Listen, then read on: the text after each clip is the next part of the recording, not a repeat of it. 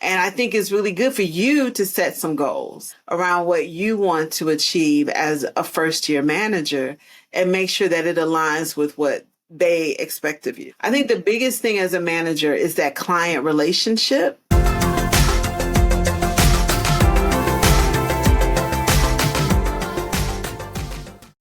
Wow, I'm glad you shared that experience because I just went through the same experience, and everyone in the table that discuss about the performance, people just like surprised. How did I receive this feedback? Because it was doesn't sound like it was me, and I was surprised when I saw this feedback as well. It was like I talked to this person. I asked this about my performance. Didn't tell me anything about this feedback that he's going to write on my performance, and totally surprised when I saw that review. Yeah. And I was like, what? And people actually vouched for me doing that table review, and I really appreciate that. But I don't understand that. Yeah, you went through that situation. I went through that situation. I don't understand why people had to put down that surprise performance when you can just talk to your staffs, Yeah. discuss about the issues and how to improve it instead of just like it totally surprised Yeah. at the end of reviews. And I don't know either. And one of the things that we do in our company is when we actually teach leaders how to give feedback, what it should look like, how it should be communicated, and how to do it, because most people don't know how. We promote, especially in accounting, and maybe in other industries too, but people get promoted based on time they've been there and how well they've worked. But when they get promoted, they don't get trained on how to lead people. At no place along the way do we teach people, how to engage, how to influence, how to encourage, how to give feedback. And it is a skill. It is not an innate ability. And I will say, and I hope the accountants don't come and send me nasty messages, but the personality type, the general personality type of an accountant will avoid conflict and not give the kind of feedback. They either give it, and so it feels passive aggressive, right? I asked you again. You never said anything, but you felt more comfortable writing it in my performance review. Exactly. Right. And I think it's easier because I could write it and I can hide behind what I've written. It's harder for me to look you in the eye and say, but it shouldn't be hard, right? I think people feel so uncomfortable, and then they feel uncomfortable across difference. So a man giving a woman feedback, a white man giving a black woman feedback, a Hispanic woman or man giving an Asian professional feedback, woman feedback. So I think we assume, and we do the organization a disservice, right? So we want a more inclusive and a more diverse workplace, especially in our profession in accounting. But then we remove the human part of that from our difference, right? I'm here because I want to excel. I'm here because I want to learn. And so part of learning is bad news. Right? It's bad news before it hits your performance review and you're being evaluated and measured against your peers and determining if this person is going to be promoted or terminated from our organization. And that's the biggest issue that we have. And so I'm on a crusade to try to help fix that. We have to be able to give people actionable feedback, right? Tell them what they did. Tell them what you expect from them. And then tell them how to fix it and what you expect to see going forward. It's real simple. It's a simple framework. Yeah, I love that. So I just got promoted to manager. And Congratulations. I always want to be a manager. So when the moment I received the news that I got promoted, I was so excited that I literally screamed on the screen to my coach that, but then I think the next day I wake up and I told myself that, holy moly, I'm a manager now. What am I supposed to do? What's the expectation? And I talked to my coach at my firm, and she's like, you have been doing the jobs that a manager normally does already. You just continue doing that. Yeah. But I still feel like I need to know exactly how you evaluate the performance. Do you evaluate like how many hours that I'm managing staff, how many hours that I'm assigning to this specific office location or something like that? Like I need to know how you evaluate my performance at the end, so I know what I need to channel my energy Yeah. to focus on doing a good job in that section. Only otherwise, because I'm so new, I can just go all different direction, and I have no idea which one is right. Yeah. So I found myself, Janet, the next day I searched YouTube how to be a good task manager. Those videos, I still feel so unsatisfied. I was like, this is what I have been doing. Something's still missing, because all the things they mentioned about, and they said, yeah, I have been doing this. Something's still missing. So I came up to my coach and I asked her, do we have any programs? Do we have any trainings? Do we have any lessons that I can take to learn what is an expectation? Like, I'm hungry of expectation information because it's so new. Just like you just mentioned, like they don't teach you what the expectation is in the new role. So that's exactly I'm going through now. Yeah. So this podcast is so timely. I will say the most challenging year, one of the most challenging years, I think, in public accounting is first year manager. Yes. Right? Because you know how to be, how you've spent so much time focusing on work product. And even though you've done some coaching, you've given out assignments and delegated work to senior staff and interns, now you're responsible for making sure that the whole project, right? It's both the project, it's the staffing, it could even include billing, depending on how your firm is set up.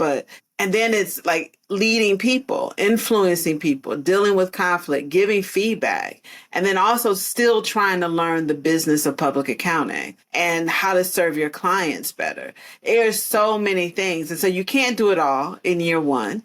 And I think it's really good for you to set some goals around what you want to achieve as a first year manager and make sure that it aligns with what they expect of you. I think the biggest thing as a manager is that client relationship in that first year, and then being able to make sure you know and understand each person that works for you, not just the work they do, but what's important to them. I think the people side of leadership is so important in understanding what's concerning them, your staff, what is important to them, what do they like, what do they dislike, understanding and being aware of their skills. And if you give someone this assignment, does it take them longer to do it because they hate it, or is it taking longer to do it because they don't know how to do it? Or if you give it to someone else, they love this kind of work. So wait a minute, maybe we should be giving them more of this work because they love it, they thrive in it, they get it done well. And so I think that's the big thing for me when I coach new managers is really, it's that people side and really understanding the people that you work with. And that's up and down, right? Because you're in the middle. So you got to understand that the pipeline that's behind you, as well as your peers, and managing up as well. But that people piece is so key, because if you can connect on the human side and the relationships, like you said, people will come to your rescue. They will support you. They will advocate for you. They will defend you. And that's what we need in the workplace. Yes, that's so true. And I noticed that lately when I try to be a manager, I focusing on so much managing staff that I barely got any job done, and I was so panicked. I was like, oh my God, I couldn't find time to get the job done. And sometimes I have to work until 9 p.m. to just like get the job done after like sending all tons of email, communicating with staff, delegating the jobs. And that's where you have to like learn to really manage your time and prioritize, right? And even with communicating with staff, like, does that happen every day? Is there a certain time of day that I have? Limiting how much time, because you might have a call and say, okay, I'm going to talk to this person for 20 minutes. But Rosey, if that 20 minutes turns into an hour, that's your fault, right? You got to cut, and that's the key, right? Because you're still running a business. And guess what? We don't want you working 9, 10 o'clock at night every day because you've helped everybody else be successful. And now you're drowning at the end of the day. And you probably don't do your best work because you're probably mentally drained and emotionally drained and you're tired. And we don't want to do that. Yeah. Yeah. My husband just keeps joking me like, you sure you want this? And I know I want it. I need to figure out how to do it. Yeah. And you know what? Just be, right? Don't put so much pressure on yourself because you're going to stress yourself out. And you just made manager. So don't stress yourself out. That's so true. I take all the advice. It's just perfect timing. That's amazing. So back to your career path. After you work at Deloitte for about 5 years, you decide to work at SCNH Group as a senior manager for access allocation before you work as executive recruiters for almost 9 years, almost a decade. No. So a couple of things happened. I left Deloitte and went with another professional from Deloitte to start this practice at SCNH, which was the firm that was based out of Hunt Valley, Maryland. And I did that for just a short period of time.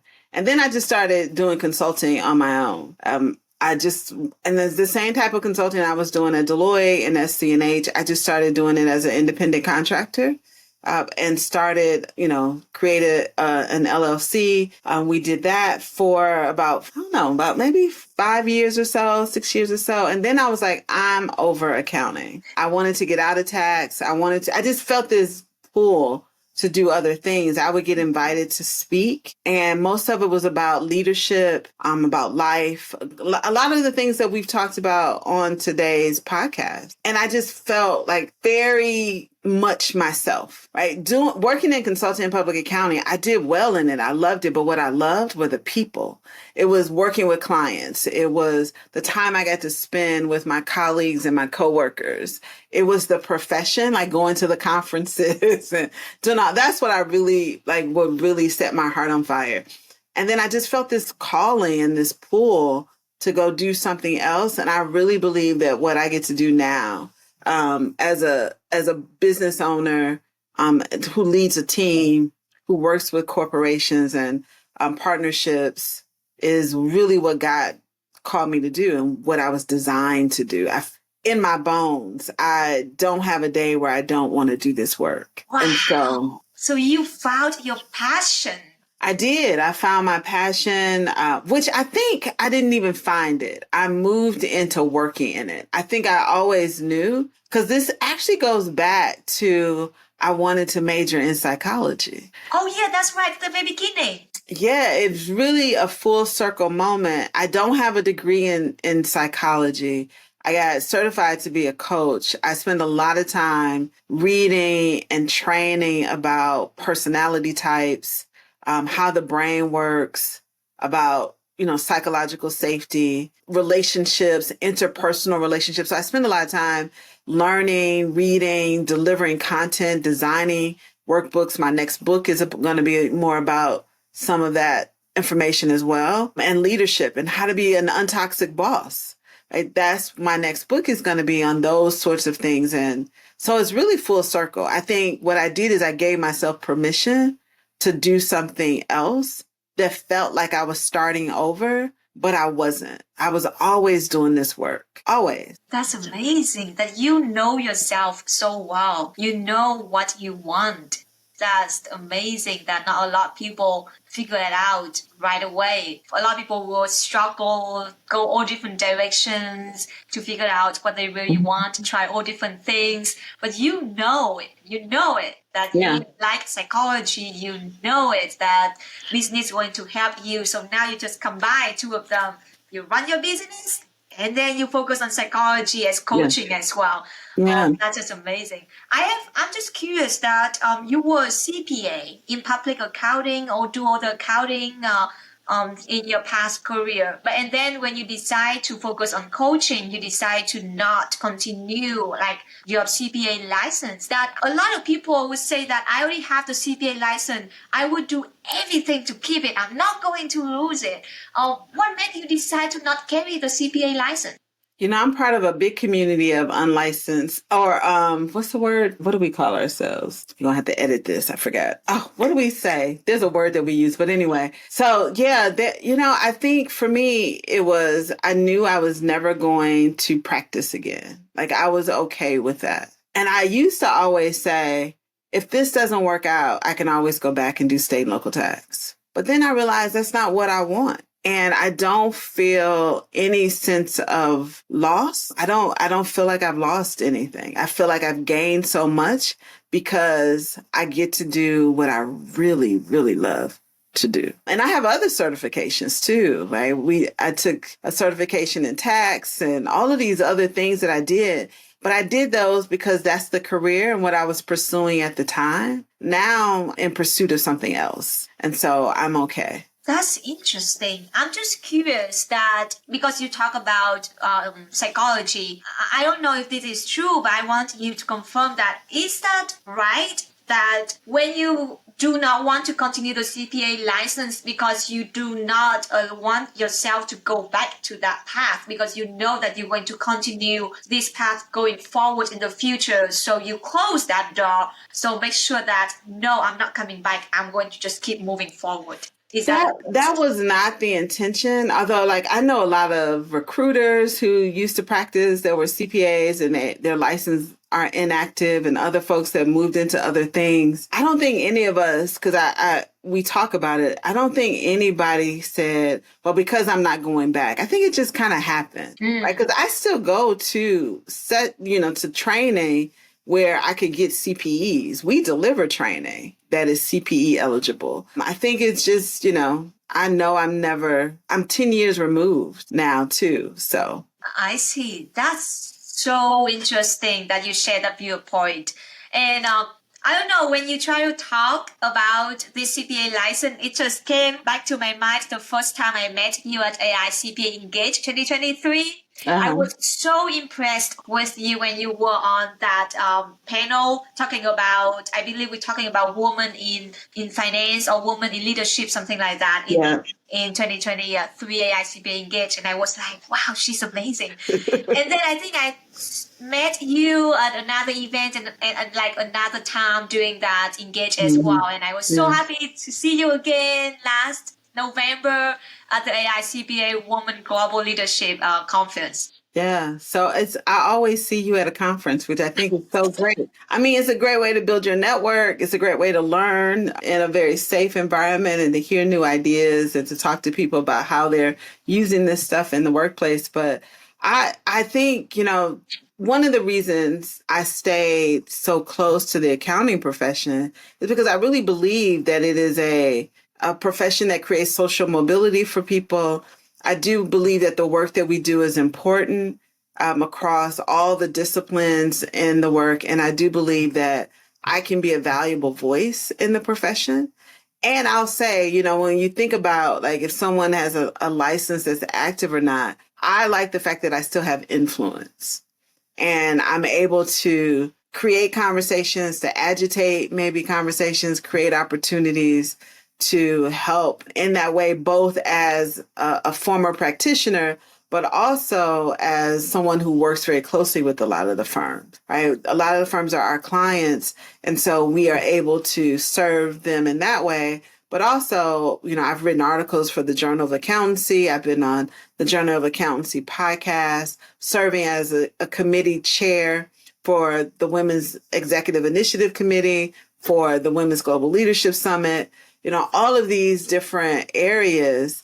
And so I think you can take, even if you switch, right, you move out of the technical work in the profession, you can still stay connected.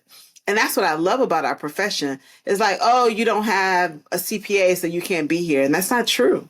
You can still have a very valuable voice in the profession and make an impact. Yeah, that's true. You don't have. Yeah, I know that it is so valuable to be a CPA, but it doesn't mean that you cannot do certain things without being a CPA. Yeah. I like how you put it together. Yeah. And also, I see you super involved with AICPA. I feel like whenever I join any AICPA conference, you are there. I like to be in the room. I definitely like to be in the room. And I think there's some amazing people in our profession. And you can say someone's name and 4 or 5 people will know who they are and speak very positively of them. So I That's think it's a great profession. Yeah, we talk a lot about your career and about a lot about this profession. I would love to hear more about your book and your podcast. We just briefly talk about it all during this discussion. Do you have the book next to you that you can I show? do. I was just looking for one. Yeah. We have one right here. Here we go. So Yay! this is the book. It's Unstuck and Unstoppable. It is a career book. It's for men and women. You can purchase it on Amazon, and it has very good reviews. And the people who wrote reviews are not my family members. Oh, you say They are actual buyers and readers. They may have bought the book from us and wrote a review on Amazon, or they bought the book on Amazon. But the book is really designed. I wrote the book, and what I said is I want people to read the book and feel like they're in a coaching relationship with me. Like I'm your career coach and your leadership coach. And so when you read the book, there's a little bit about my story, but most of it is about my clients. And we strategically focus on 5 concepts to help people navigate their career. We talk about negotiations. We talk about how to make sure that you're getting the feedback that you need.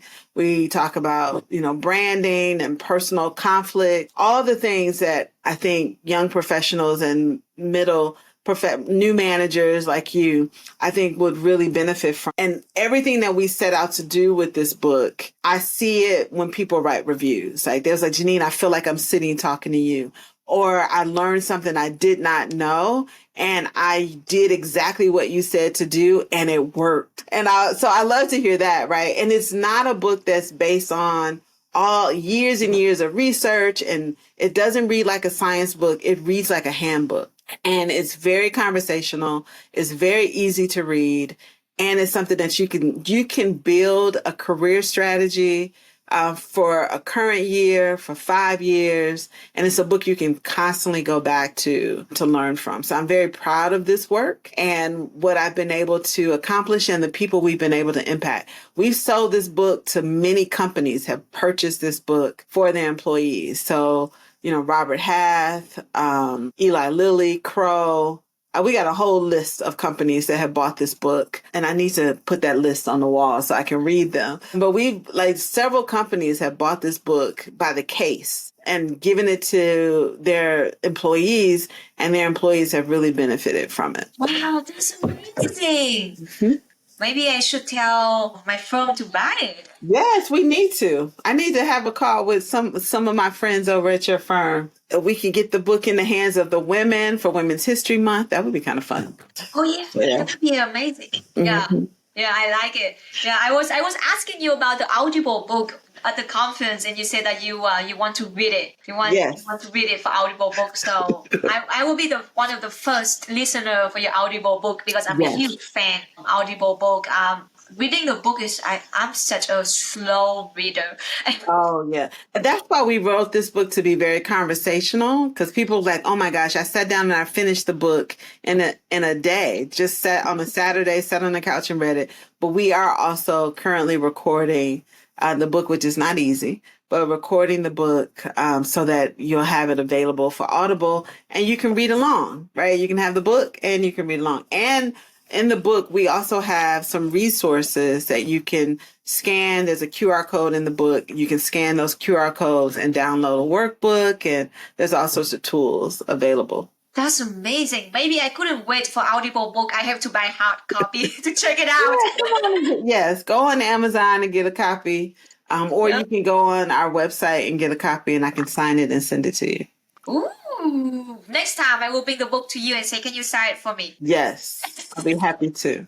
Yeah. I have just enjoyed being on your podcast. Yeah, I love having you on my podcast. How about your Untoxic podcast? What do you normally talk about on that podcast? The Untoxic Boss podcast, the theme of that podcast is, so we call it the Untoxic Boss, helping people not be a jerk at work. Very straightforward. Very straightforward. Put it. Like, don't be a jerk at work. So our podcast is really talks a lot about how to create psychologically safe spaces, how to create high performing teams. It's really about leadership, leading others, how employees, and it's not just about because you're a manager, because employees, you might not have a big title, but you can still create an unsafe space in the workplace. And so we talk about all sorts of things. We talk about stress, on the impact of stress on people at work, how it impacts your health. And that's where I really learned. We've had some board certified doctors on the podcast that talk about that, how workplace stress can impact your physical health, your mental well-being. We talk a lot about well-being strategies. So it's a really great podcast. We'll be starting recording again in February. But there are lots of episodes out there. We took a little break for the holidays, but there are lots of some great content on those podcasts, and we have some great guests as well. So if you're not familiar with what psychological safety is, but you want a real human definition, feel free to listen to The Untoxic Boss. So check it out. People listening to this podcast, check out her podcast as well. That would be amazing. I have such a great time talking to you. Before we close this discussion, I'm just curious if you can give the audience maybe top 2 or 3 advice to young professionals to advance their career in this accounting profession. So the first thing I would say is be clear and be intentional about making goals. I think it's really important to not just be told what to do, but to direct your own life. And so if you haven't yet sat down with a piece of paper, not just typing and not just in an app, like literally connect your hand and your heart and your mind to a piece of paper and really create goals for your career and your life and what you want it to be this year, what you want to experience. I think that sets in motion what you will be and what you will have. And it also help you when you start to feel distracted, like you're being pulled in different directions. I think we don't spend enough time writing our goals and going back and looking at them and say, hey, this is what I want to do. Even if it's like, hey, I want to go to Italy this year, put it down on paper. I think, and why you want to do it. So I think that's the first thing. I think if you have any sort of anxiety, depression, just don't feel clear about who you are, or you have past workplace trauma or life trauma from your childhood, go to therapy. I think when you go to therapy, you help all the people in your life. You do. It's not just for you. It's for everyone that you encounter. And I think that's really important. And then I think celebrate would be my third thing. You know, we spend so much time achieving goals, right? Sitting for the CPA exam, sitting for the certified internal auditor, CFE, whatever it is, CISA, whatever it is that you are pursuing around your career, or even extracurricular activities. You might want to write a book. You might, whatever those things are, spend some time celebrating them. Pause and say, wow, I got promoted this year. I'm going to go out and celebrate with my friends this promotion. And you might feel, well, I don't want to brag or make anybody feel bad, but you need those endorphins to release in your body to celebrate you. And you need to do that with other people. And so those would be my things, right? Write your goals out, go to therapy, and celebrate. I love that. The last one, I think I have been too busy to figure out the expectation. So I haven't read it yet. Yeah, you're putting so much pressure on yourself to be an excellent manager, but you haven't paused enough to celebrate, like, wow, what a milestone. Because Rosey, you know, a lot of people leave this profession before they make manager. And to be able to still be here and want to be here is something worth celebrating. Thank you. Thank you so much for all your tips, all your advice, and all the insights about mental health in this profession. I think it's very important as well. The physical health is important, but mental health is significantly important as well in this profession. Thank you so much, Jeannine, for this podcast. Thank you for having me, Rosey.